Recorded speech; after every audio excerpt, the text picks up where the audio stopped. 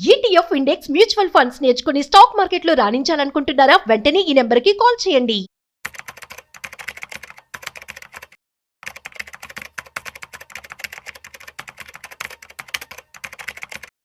Hi hello నమస్తే, welcome to business buzz with Rajiv Pasupuleti on Suman TV.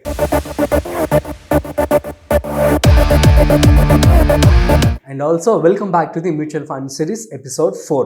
So ఇందులో భాగంగా ఏంటి అంటే ఇవాళ మనము మ్యూచువల్ ఫండ్స్ అనేవి టాక్సేషన్ సో ఎలా ఉంటుంది, ఎట్ ది సేమ్ టైం ఏ టైంలో మనం ఎగ్జిట్ అవ్వాలి, వీటి గురించి మనం తెలుసుకోబోతున్నాం. సో వీడియోని మిస్ అవ్వకుండా ఎండ్ వరకు చూసేయండి. సో ఇవాళ మనతో ఈ విషయాల గురించి చెప్పడానికి హైదరాబాద్ ఏంజల్స్ డైరెక్టర్ రత్నాకర్ సామవేదం గారు ఉన్నారు. He is also a business analyst. So hi sir, నమస్తే. నమస్కారం సార్, మ్యూచువల్ ఫండ్స్లో బేసిక్ ఇన్ఫర్మేషన్ అంతా ఇచ్చేసారు. ఇప్పుడు రిటర్న్స్ కూడా వచ్చేసాయి. ఏ టైంలో మనం ఎగ్జిట్ అవ్వాలి, at the same time taxation ఎలా ఉంటుంది అంటే ఏం చెప్తారు? గవర్నమెంట్ ఏం చేసిందంటే equity related stocks or debt stocks okay, more than 2 years కనుక హోల్డ్ చేస్తే అన్లిస్టెడ్, డెట్ అయితే unlisted, more than 2 years 24 months hold చేసి అమ్ముకుంటే క్యాపిటల్ గెయిన్స్ లాంగ్ టర్మ్ వస్తుంది, otherwise short term. Short term అంటే ఏమవుతుందంటే రెగ్యులర్ ట్యాక్స్ మీరు 10%, 20%, 30% ఉంటే ఆ స్టాక్ ఆ ప్రకారం ట్యాక్స్ కడతారు. లాంగ్ టర్మ్ ఇప్పుడు 12.5% స్ట్రైట్గా చేశారు, మీరు చూసుంటారు. ఈక్విటీ రిలేటెడ్ స్టాక్స్ ఎస్టీటీ అంటారు, security transaction tax.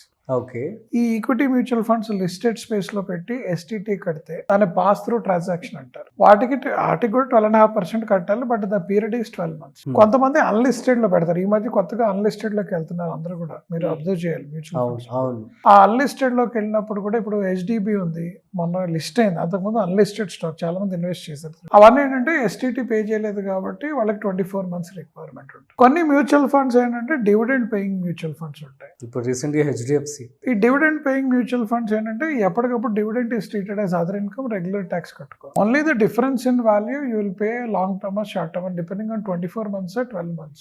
STT pay చేస్తున్నాం, ఎస్టీటీ పే చేయట్లేదు, అంతే ట్యాక్స్. మీరు ఇంకో పాయింట్ అడిగారు, when is the good time for exit?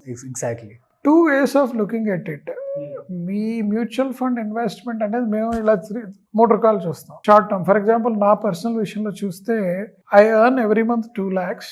My household expenses is 50,000. 1 lakh rupees is my EMI, 50,000 is my savings. But నా 1 lakh EMI ఎప్పుడు కడతాను? నేను 10వ తారీఖు కడతాను, నా శాలరీ 31 వస్తుంది. సో నా 50,000 సేవింగ్స్ ఏమో నేను లాంగ్ టర్మ్ ఇన్వెస్ట్మెంట్ లో పెడతాను, where I don't need to look it. ఈ 1 lakh EMI కట్టాల్సింది 1వ తారీఖు నుంచి 9వ తారీఖు దాకా I will invest in liquid funds, కానీ కొన్ని స్టాక్స్ బాగుంటాయి, ఎన్ఏవిస్ గ్రో అయ్యే ఛాన్సెస్ ఉన్నాయి. ఈ మధ్య మీరు liquid funds, alternative funds, alpha fund, ఇంకోటి ఉందండి, ఆ ఫండ్ లో కట్టు పెడితే మీకు రిటర్న్ 6% వస్తుంది. ఎఫ్డీలో కూడా రాదు మీకు. 9 days కి దే పే 6% ఇంట్రెస్ట్. 9 days కి. So I will invest, I will take out on 9th, redeem చేస్తాను. అవునా? Smart idea. ఇయర్లీ ఈ లెక్కన మీరు చూస్తే యావరేజ్ గా I make another 50,000-60,000 rupees as my additional income. Great. ఇది అంటే డిసిప్లిన్డ్ గా మీరు చేసుకోవాలి. 31వ తారీఖు రాగానే 1వ తారీఖు 2వ తారీఖు, అది నెక్స్ట్ మండేనే ఆపాయి. ఇవన్నీ మండే టు ఫ్రైడేనే, Saturday Sunday holiday. Monday to Friday నేను చూసుకుంటే మండే మార్నింగ్ రాగానే కొనేసుకుంటాను. ఇవన్నీ demat account, Zerodha, Groww, ICICI, anybody will give. Correct గా దాన్ని చెప్తాను. Redemption date is 9th redeem అయిపోయి ముందరకు వచ్చిన అకౌంట్ లో పడాలి. 10వ తారీఖు పొద్దున్న డెబిట్ అవ్వడం రెడీ. ఓకే, ఆ స్టాండర్డ్ స్ట్రక్చర్. ఈ మధ్య మనకి మంచి ఆప్షన్ ఇచ్చారండి, when to enter, when to sell. మీరు ముందుగా ప్రీ డిఫైన్ చేస్తే అది ఆటోమేటిక్ కొనేసుకుంటుంది. You don't need to look about it also. Okay, predefined ఇచ్చేస్తున్నారు ఆల్రెడీ, చేసుకోవచ్చు. అది ప్రీ డిఫైన్ గా చేసుకుంటే అదే కొంటుంది, అదే అమ్మేస్తుంది. కొన్ని 50,000 నేను 2-3 funds లో పెడతాను, కొన్ని ఈక్విటీ ఫండ్స్ లో, కొన్ని హైబ్రిడ్ ఫండ్స్ లో, కొన్ని స్టాక్స్ లో ఇన్వెస్ట్ చేస్తాను. నేను ఐపీఓలో రెగ్యులర్ ఇన్వెస్ట్. ఐపీఓ ఇప్పుడు అసలు చాలా రాబోతున్నాయి సార్, ప్రెసెంట్ ఎలా ఉందంటారు అన్ని ఐపీఓస్? జనరల్ గా మీరు లాస్ట్ 3 years చూసుకుంటే 75% of IPOs post listing has given 1% to 50% returns ఇచ్చి, కొన్ని రిటర్న్స్ ఇవ్వలేదు. బట్ మేము ఏం చేస్తామంటే ఐపీఓ ఇన్వెస్ట్ చేస్తాము, అలాట్మెంట్ రా వస్తే I will sell, I will make money. If not ఎలాగో మనీ కూడా మన అకౌంట్కి రిటర్న్ అయిపోతే నో ప్రాబ్లం. నేను 2-3 లాట్స్ అప్లై చేస్తాను, ఏదో లాట్ తగులుతుంది, అమ్మేసుకుంటాను. That's big money. జస్ట్ మీకు ఈ ఐపీఓ వచ్చిన దగ్గర నుంచి అలాట్మెంట్ డేట్కి 1 week to 10 days. That's a point we have to make. కొద్దిగా మనకి we'll keep investing in long term assets కింద పెట్టి వీల్ కీప్ ఇన్వెస్టింగ్ అనమాట. That's what we're doing as. నేను రిక్వెస్ట్ చేసేది అందరినీ కూడా ఏంటంటే కొద్దిగా డిసిప్లిన్ అండి. Financial management is a discipline activity. నాలాగా మీరు అందరూ ఉండాలని కోరుకుంటారు. That's country and as a person you will make. నేను అదే అంటాను, మా అమ్మకి చెప్తుంటాను, ఈ 50,000-60,000 return what I'm making on 1 lakh. చాలా మంది సేవింగ్స్ అకౌంట్ లో పడేస్తారు, అది ఇస్తారు 2%, 3%. అదే చూస్తే 900-800 కనిపిస్తుంది మీ అందరికి. అది ఏమొచ్చిందో కూడా తెలియదు. మా అమ్మకంటే మా పని మనిషికి నెలకు 5,000 రూపాయలు కట్టాలి, దాని శాలరీ నేను సంపాదించి పెడుతున్నాను, నాకు అంతకంటే ఇంకా అంతేనా నువ్వు ఆలోచిస్తే. I'm happily earning and closing the transaction. That's itself I'm taking care of my maid servant అనుకుంటాను.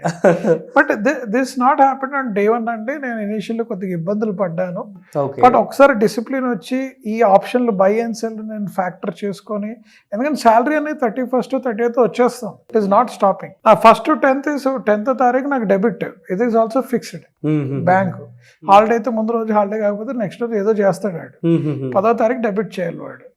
నాకు ఇవన్నీ ఫిక్స్ అయినప్పుడు నా ట్రాన్సాక్షన్ ఎందుకు ఫిక్స్ చేసుకోవాలంటే అమేజింగ్. మనం దీని గురించి ఒక మంచి వీడియో చేద్దాం నెక్స్ట్. Guys stay tuned. ఈ విధంగా నెక్స్ట్ వచ్చేసి మనకి ELSS ట్యాక్స్ సేవింగ్ ఫండ్స్ అని చెప్పి ఉన్నాయి. అసలు ఇవేలా వర్క్ అవుతూ ఉంటాయి సార్? ఒకప్పుడు అవి చాలా ఫేమస్. గవర్నమెంట్ ఏమైందంటే సెక్షన్ 80 కింద సేవింగ్స్ అరౌండ్ 15 years బ్యాక్ దాకా ఏంటంటే ఇండియాలో సేవింగ్స్ ఎఫెక్టివ్ గా లేక, గవర్నమెంట్ దగ్గర డబ్బులు లేక, సేవింగ్స్ ద్వారా గవర్నమెంట్ డబ్బులు తీసుకొచ్చి ఇన్ఫ్రాస్ట్రక్చర్ ఇన్వెస్ట్మెంట్స్ చేసేది.